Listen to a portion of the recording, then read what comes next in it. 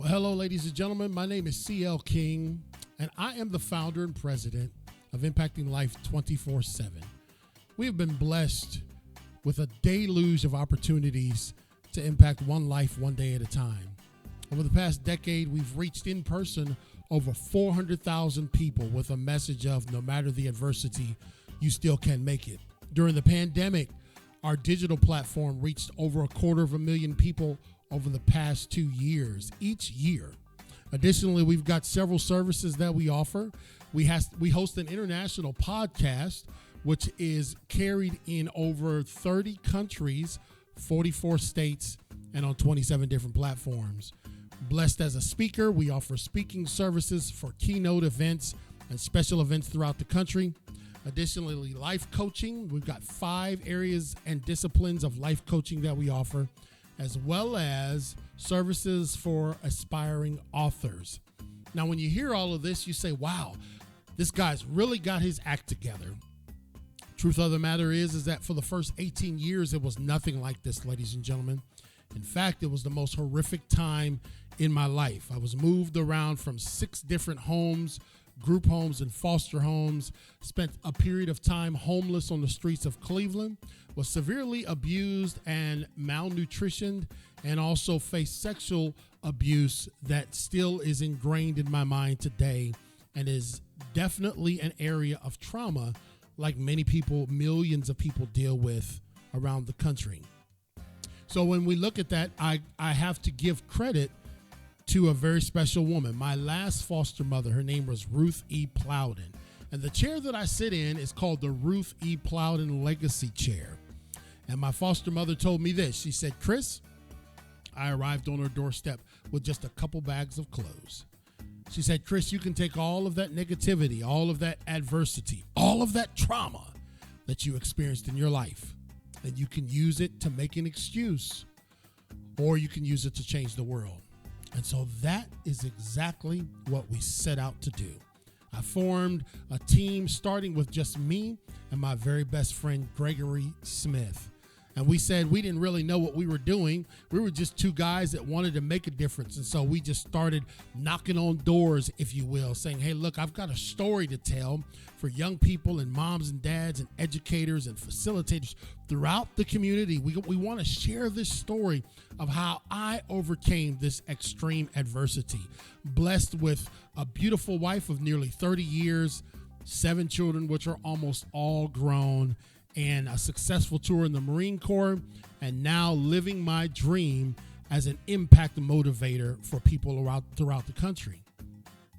And so Greg and I, we set out to say, hey, listen, we want to share this story with you. And that's how it began to spread, ladies and gentlemen, like wildfire. Now we've got a staff of 6 people that help us in all various types of areas, and we're blessed. But one area in particular that we have focused on is, as you recall, every Monday rolls around and people feel this word, the Monday grind, or the weekly grind, or the grind of the job.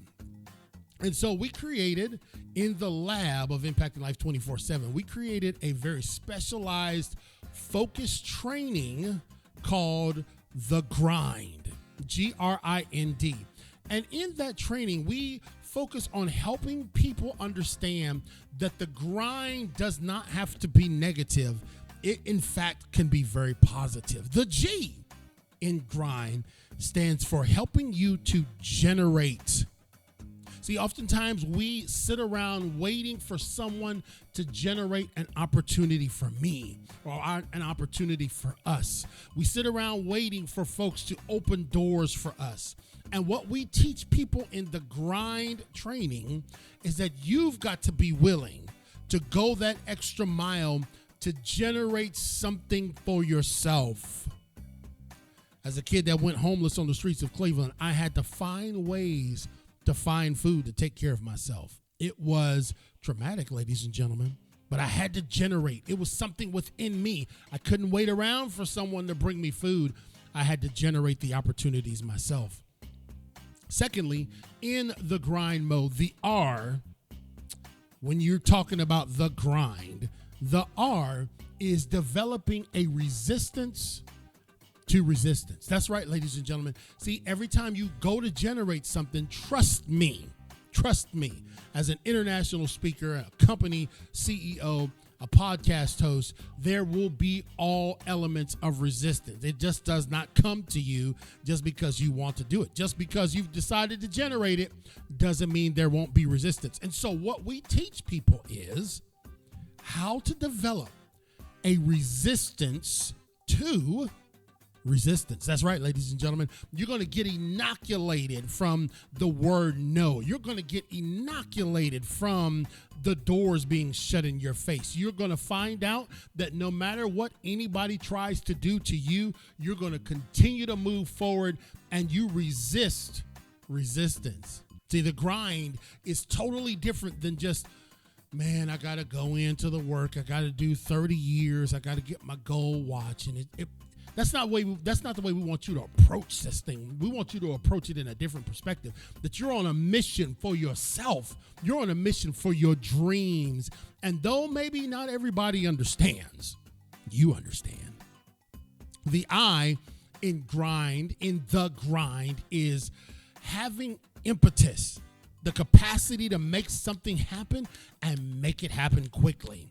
So it's not just about generating an idea, gathering an idea, but it's like, let's push this thing forward. They talk about the guy that was banished and exiled in punishment that had to push the rock uphill. He had to push the rock.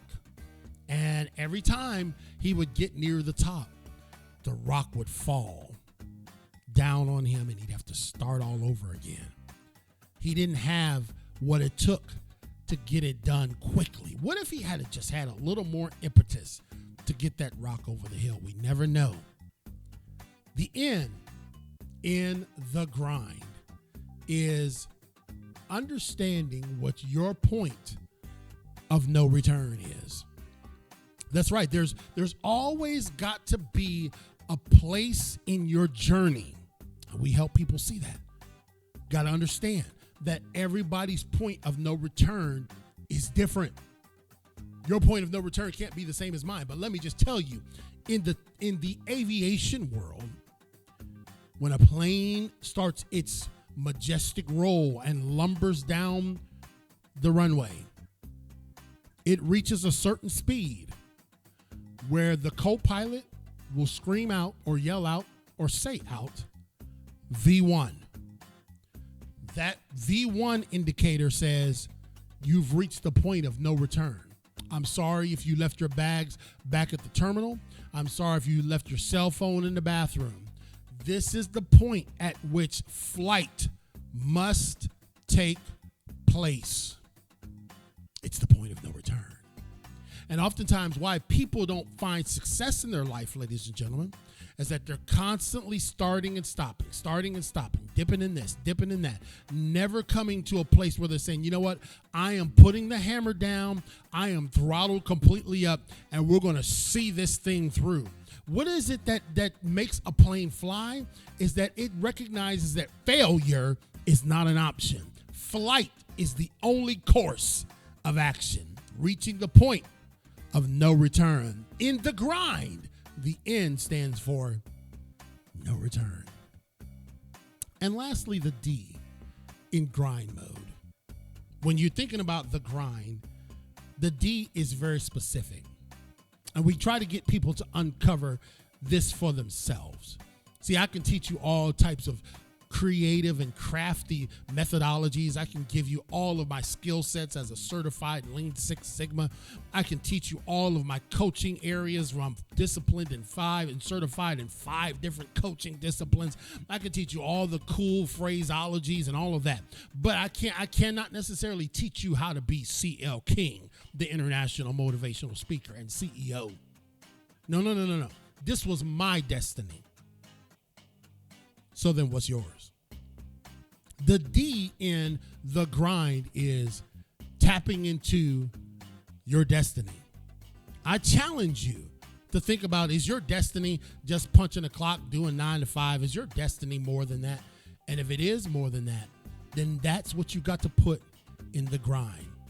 I hope, ladies and gentlemen, that these few moments that we spent together will help you be in the grind, and success is on the way.